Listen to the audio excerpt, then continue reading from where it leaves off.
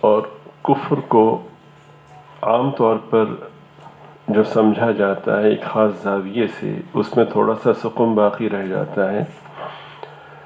وہ یوں سمجھا جاتا ہے کہ کفر کا معنی یہ ہے کہ معاذ اللہ اللہ کو گالی دینا، اللہ کا انکار کرنا، یا اللہ تعالیٰ کے جتنے بھی احکامات ہیں یا اللہ تعالیٰ کی جتنی بھی صفات ہیں بہت ہی بیہودہ انداز میں ان کا منکر ہونا وغیرہ وغیرہ۔ اس میں شک نہیں کہ یہ ساری ہی باتیں کفر کی ہیں، لیکن اس کے ساتھ ساتھ اگلی بات سمجھنا بہت ضروری ہے کہ یہ تو کفر کی ہیں ہی، بہت سی ایسی باتیں یا بہت سے ایسے امور کہ ان میں تلخی کی یہ کیفیت نہیں ہوتی، لیکن چونکہ اللہ رب العزت کو وہ گوارا نہیں ہے، بغیر تلخی کے بھی وہ باتیں کفر کا سبب بن جاتی ہیں۔ میں ایک دوسرے زاویے سے سمجھانے کی کوشش کرتا ہوں۔ مثلا موت، کسی کو مارنا یا اپنے آپ کو مارنا، اس کی ایک شکل تو یہ ہے کہ کوئی شخص کسی کو گولی مارے یا خنجر سے حملہ کرے یا خود اپنے آپ کو گولی مارے۔ بظاہر اس میں ایک مخالفت کا تصور ہے، ایک سختی کا تصور ہے، بے شک ہے۔ عموماً جب قتل کا لفظ آتا ہے یا کسی کو مارنے کا مفہوم آتا ہے تو اس میں یہ سختی اور تلخی کا تصور بھی ساتھ ہی آتا ہے، لیکن اس کے ساتھ ساتھ اس بات کو بھی سمجھیں کہ اگر سختی اور تلخی کا تصور نہ بھی ہو تب بھی موت کے اسباب کو اختیار کرنے سے موت واقع ہو جاتی ہے، جیسا کہ کوئی شخص نادانی میں زہر پی لے یا دانستہ خوش طبعی میں زہر پی لے، حالانکہ ایسا ہوتا نہیں ہے، لیکن اگر کوئی شخص نادانی میں زہر پی لے یا جان بوجھ کر زہر پی لے یا خوشی سے پی لے یا محبت سے پی لے یا نفرت سے پیے، زہر کو کسی بھی صورت میں وہ پیے گا تو نتیجے میں موت واقع ہوگی۔ اللہ رب العزت یہ چاہتے ہیں، ان کی منشا یہ ہے کہ ان کے وجود کو مانا جائے، نہ صرف یہ کہ ان کے وجود کو مانا جائے بلکہ اس طرح مانا جائے کہ صرف وہی ایک ذات ہے، اس ذات کے علاوہ کوئی عبادت کے قابل نہیں ہے۔ معاذ اللہ کوئی شخص اللہ کا انکار کرتا ہے تو وہ ایمان سے گیا،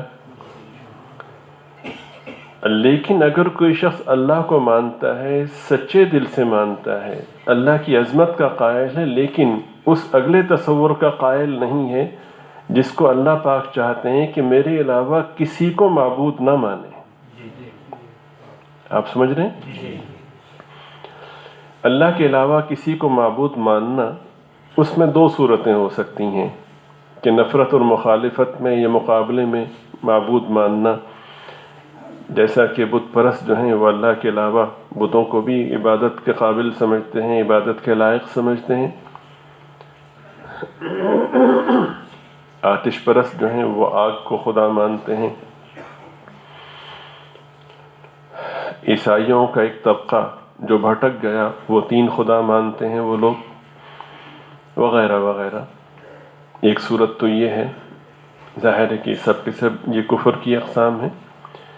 ایک صورت یہ ہے کہ ایک شخص اللہ تعالیٰ کو، اللہ کے وجود کو بھی مانتا ہے، اللہ کی ذات سے محبت بھی رکھتا ہے اور دل سے عقیدت بھی رکھتا ہے، لیکن اللہ ہی کی محبت میں اپنے شیخ کو، جس سے وہ بیعت ہے، جس کے ذریعے سے اللہ کے پاک نام کا تصور ملا، اللہ تعالیٰ کی ذات بابرکت کے دین کی رہنمائی ملی، اس کی محبت میں آ کر اپنے شیخ کو بھی معبود مانتا ہے۔ یہ بالکل ایسا ہے جیسے خوشی سے زہر پی لینا۔ یہ ہزار کہے جی میں نے تو اللہ کی محبت میں ایسا کیا ہے۔ اگر اپنے شیخ کو، جس سے اس کو دین کی رہنمائی ملی، وہ شخص اللہ کی طرح معبود مانتا ہے، معبود ماننے کے لیے یہ ہے کہ یہ کہے کہ میں اس کو خدا کی طرح مانتا ہوں معاذ اللہ، یا اس کی کوئی دوسری شکلیں ہوں۔ مثلا عبادت یہ خاصہ ہے اللہ رب العزت کا. اللہ رب العزت کے خاصے کا مطلب یہ ہے کہ عبادت صرف اللہ کی ہوگی.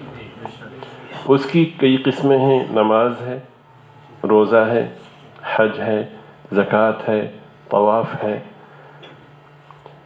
ان میں سے کسی چیز کو اللہ کے ساتھ ساتھ اپنے شیخ کے لیے اختیار کرتا ہے کہ 5 نمازیں تو میں اللہ کے لیے پڑھتا ہوں، لیکن 2 نفل میں اپنے شیخ کے لیے پڑھتا ہوں، معاذ اللہ اس کو معبود جانتے ہوئے. رمضان شریف کے روزے میں اللہ کے لیے رکھتا ہوں، 1 روزہ اپنے شیخ کے لیے رکھتا ہوں، اس لیے کہ ان کے ذریعے سے مجھے روزوں کا علم ہوا، مجھے دین کا پتہ چلا. مجھے کیا معلوم تھا؟ یعنی اس کی توجیہ بڑی شاندار کرتا ہے جو عقیدت سے بھرپور ہے، جس کی نسبت وہ اللہ کی طرف کرتا ہے. ہمیں تو معلوم ہی نہیں تھا، اللہ کا انہوں نے ہمیں بتایا. یہاں پر ان امور کا ارتکاب بڑا خوشنما لگ رہا ہے، لیکن یہ جو خوشنما نظر آنے والا مفہوم ہے یہ اس کے ایمان کی موت کا سبب ہے. یہ بالکل ایسا ہے جیسا کہ اس نے بخوشی زہر پی لیا.